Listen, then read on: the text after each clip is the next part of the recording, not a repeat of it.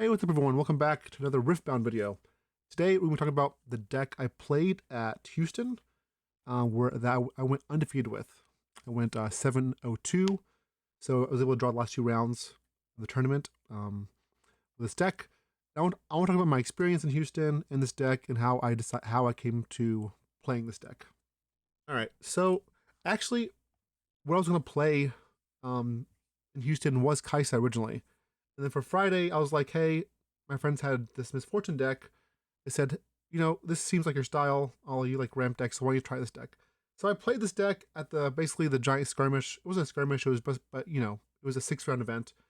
I ended up going 5-1 in that event.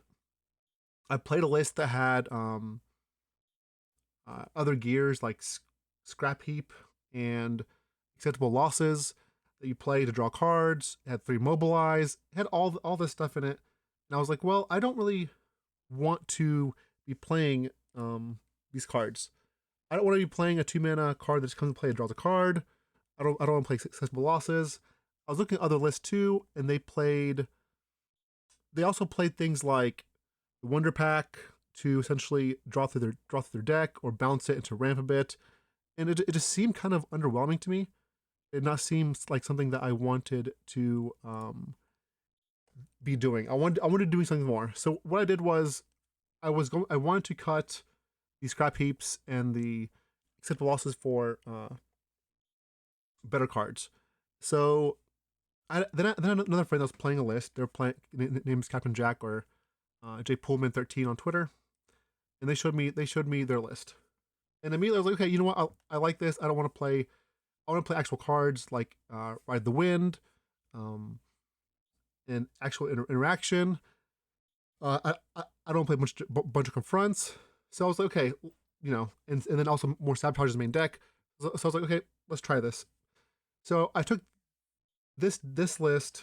The only thing that I wish I'd done was played a second Primal Strength in the sideboard, but I changed a few cards, but mostly I just played this. And during the event, I was just very, very impressed by all these cards, like especially cards like again, like Ride the Wind or even the Sabotage. Against Annie, Annie usually pushes your creatures away with Fight or Flight, keeps you back. And Ride the Wind helps you once you get a creature out, you go back in. Which is sorry for the cough. I caught something from Houston as well. And it was very powerful. It was also a way to pull something out if you need to. Also plays well, of course, with Witch Fortune herself, allowing you to untap runes. So I really like that.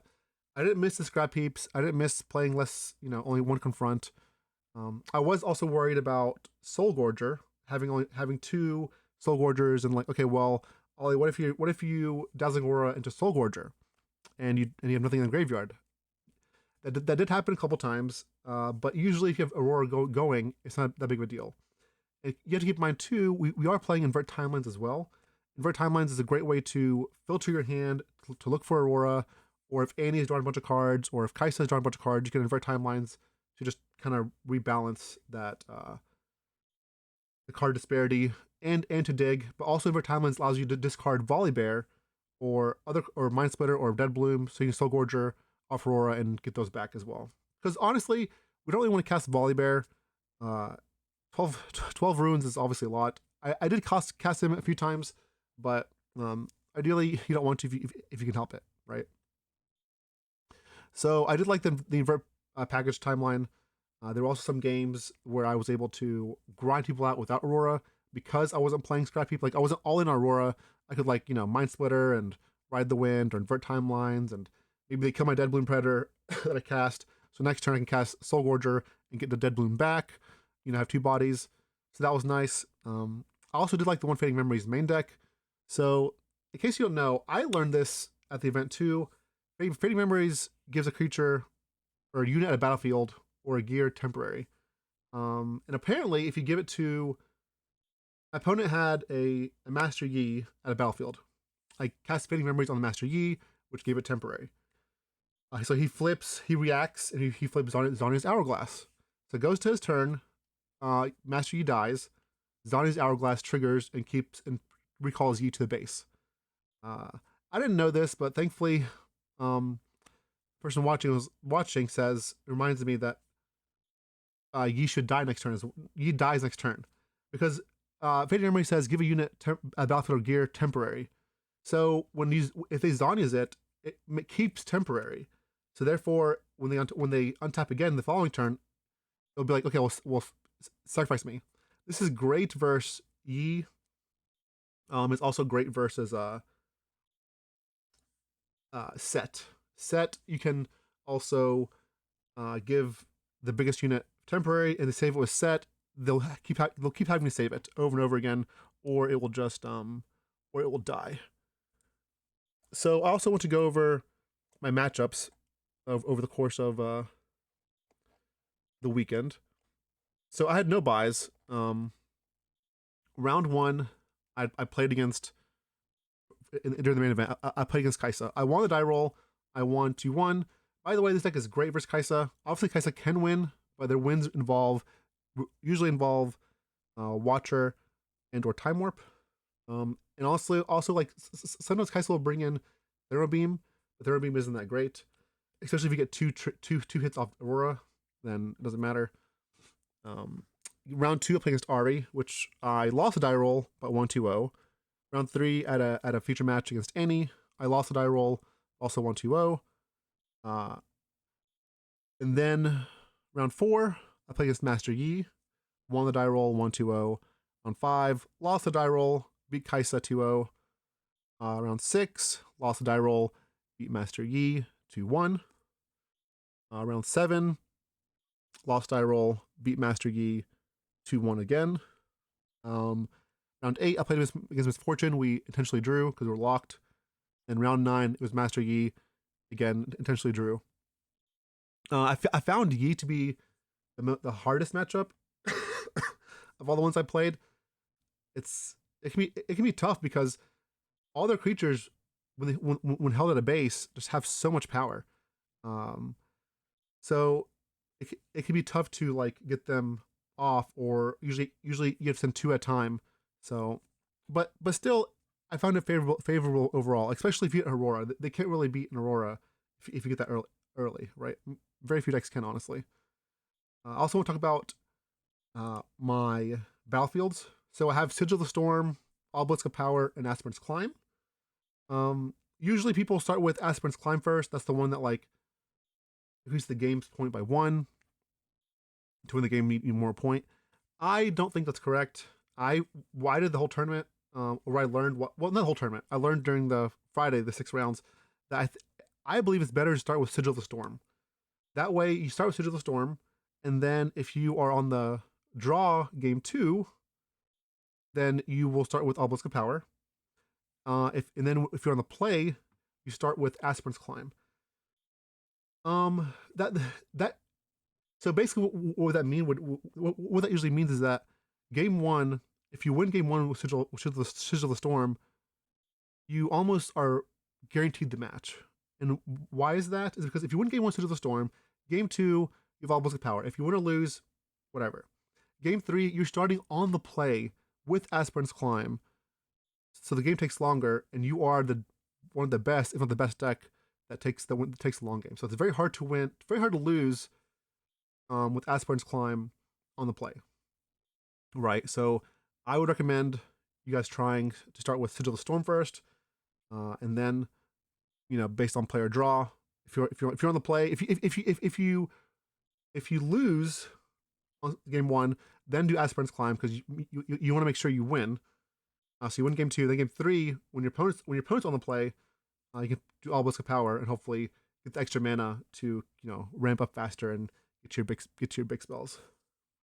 One card that really, really impressed me a lot, besides Ride the Wind, of course, and Fading Memories, was Primal Strength. Primal Strength was so freaking good that I think I want to play.